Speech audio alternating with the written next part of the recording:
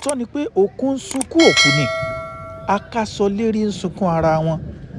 Ẹ wò kí n tó máa sọ̀rọ̀ lọ ẹ máa bá ń tẹ RIP Tèmítọ́pẹ́ Ọ̀ṣọ́bà RIP Tèmítọ́pẹ́ Ọ̀ṣọ́bà RIP Tèmítọ́pẹ́ Ọ̀ṣọ́bà. Kí ló ṣẹlẹ̀ sí òṣèré orí ìtàgé ilẹ̀ inú Tèmítọ́pẹ́ Ọ̀ṣọ́bà tó fi jáde láyé nífọ̀nàfọ̀nṣu láì bímọ láì lọ́kọ? Ó mà ṣe o, ilẹ̀ ń jẹ́ nìyẹn. Gbogbo ẹ̀yin ní yànnàná fún yín ní kọ̀ọ̀kan irú ikú tó ṣekú pa, ṣùgbọ́n ká kọ́kọ́ fìdí ẹ̀ múlẹ̀ pé lóòótọ́ ni òṣèré orí ìtàgé tó rẹwà dáadáa ní ìyún Tèmítọ́pẹ́ Ọ̀ṣọ́bà ó ti jáde láyé. Wọ́n ló ń tà kò dá mi náà wọ́n ní reply wọ́n pè mí nígbà kan ṣe gbé kọ́ ọ̀yẹ́ pé lóòótọ́ ló kú.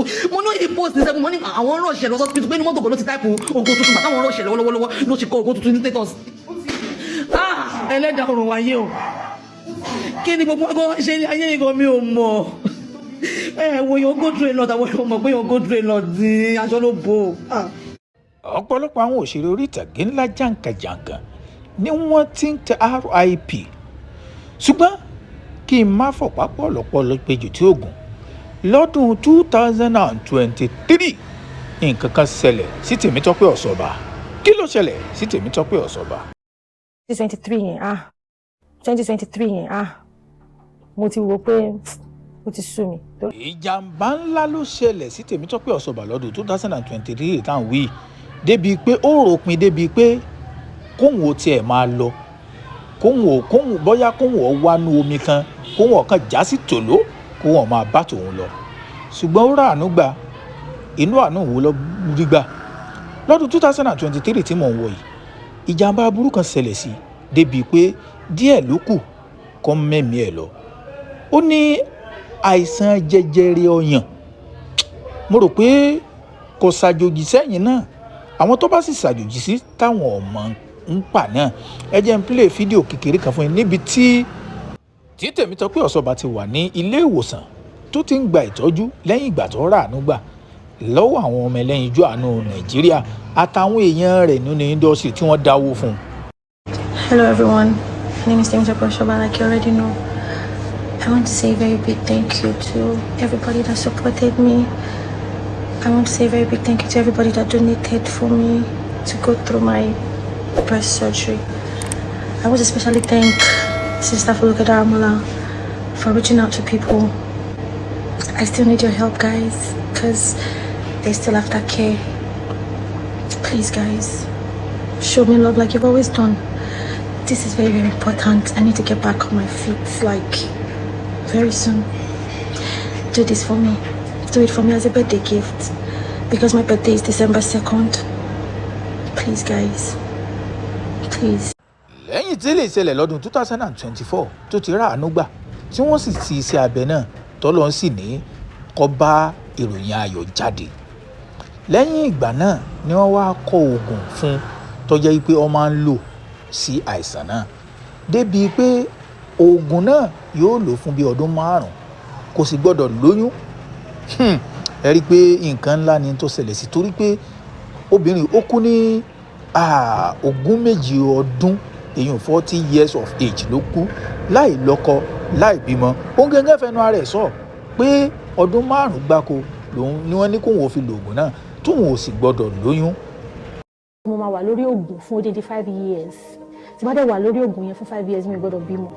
Ìgbà tá a dẹ̀ ń sọ yìí ọdún tó kọjá ní December mo pé 39. Ọlọ́run lo Folúkẹ́ Dáramọ́lá yín òṣèré orí ìtàgé ilẹ̀ wa ó lò fún un láti lè jẹ́ pé kí iṣẹ́ abẹ náà kọ́ lọ́n jẹ kó tó sì ṣe dáadáa tá rẹ̀ sì yá tó sì bẹ̀rẹ̀ sí í ṣe eré orí ìtàgé padà. Kódà lẹ́yìn ìgbà tó bẹ̀rẹ̀ sí í ṣe eré orí ìtàgé padà ó ṣe àwọn múvì kan tó fi sí orí ìkànnì ayélujára rẹ̀ èèyàn YouTube tó sì ní káwọn èèyàn lọ bóun wò gan pé kó wọn má bàa jẹ gbèsè tó sunkún síta lásìkò ìgbà náà. Ṣé ká wá sọ pé depression pé àwọn ènìyàn tí ìmọ̀ bá wo eré orí ìtàgé rẹ̀ ló tún fa tí eléyìí tún fi ṣẹlẹ̀ ni? Ẹ wo fídíò tó ṣe ń gbà náà torí pé èyí tó bá mú géńdé tí ń sunkún lórí ìkànnì ayélujára ó yẹ kẹ́ ẹ mọ̀ pé àròkàn rẹ̀ ó ti mú ẹkún òsùn dá wá. Please, guys, I'm begging you in the name of God. And sure, everybody subscribe to my YouTube channel. My movie, The Core Storyline, is going to drop soon. right? But I'm not going to be able to drop that movie if I don't have enough subscribers. And sure, check this. I took loan to shoot this movie. So if the subscribers are not enough, can I drop the movie? The numbers are not going to be good. Emma, you're going to be sorry, kidding but check this.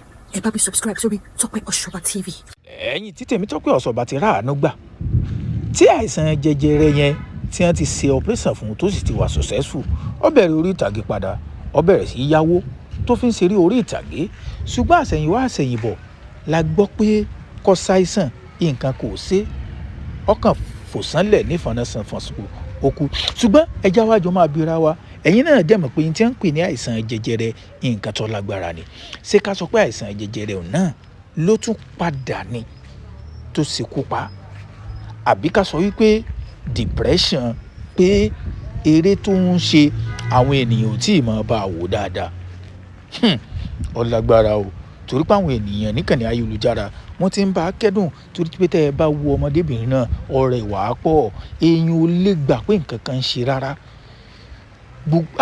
òun gan sọ pé in fact ó lágbára o ẹ̀yin olólùfẹ́ mi ẹ máa share fídíò yìí káwọn ènìyàn máa bá àwọn ẹbí àti ará àti àwọn tó jẹ́ àwọn alásọmọgbé rẹ̀ kí wọ́n máa bá a kẹ́dùn kódà Fọlúkẹ́ Dáramọ́lá òun náà ti bọ́ sí kànnì ayélujára tó fi kẹ́dùn Tèmítọ́pẹ́ Ọ̀ṣọ́bà kí lòun kọ Fọlúkẹ́ Dáramọ́lá bọ́ sí ìkànnì ayélujára Instagram page ẹ̀ ó wá fi emoji heart ọkàn ibi tí wọ́n ti pín méjì tí túmọ̀ sí pé ọkàn òun ó fòrúru ọ̀dà àmì ìjọba kọ́ni ó ní she is gone Tọ́pẹ́ is gone my baby is gone èkú dóró ìtọ́kọ̀ sí kànnì ayélujára ni ọ̀pọ̀lọpọ̀ àwọn òṣèré orí ìtàgé ńlá jàǹkàjàǹkàn nínú indọ́sítì náà ni wọ́n ti ń post láti kẹ́dùn ṣùgbọ́n ẹ mọ̀ kọ́lọ̀ ó ṣàánú sí àwa ká sọ pé torí pé ẹ mọ̀ pé àrùn jẹjẹrẹ yìí ọ̀pọ̀lọpọ̀ àwọn ènìyàn ló ti rán lọ sọ́run àpàpàǹdodo bíi àrùn jẹjẹrẹ ọyàn